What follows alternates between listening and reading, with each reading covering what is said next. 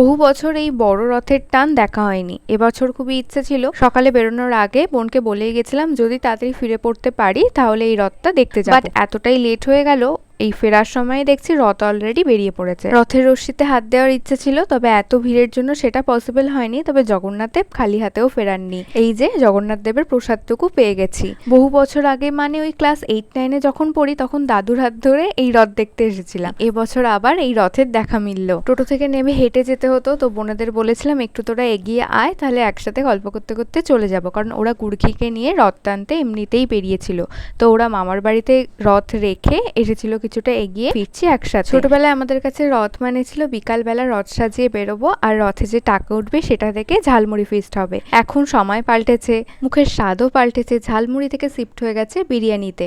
এবারের রথে উঠেছে 220 টাকা, তার সাথে আরো কিছু দিয়ে রাতে আনা হয়েছে চিকেন বিরিয়ানি, আর সাথে রথের জিলিপি তো আছেই।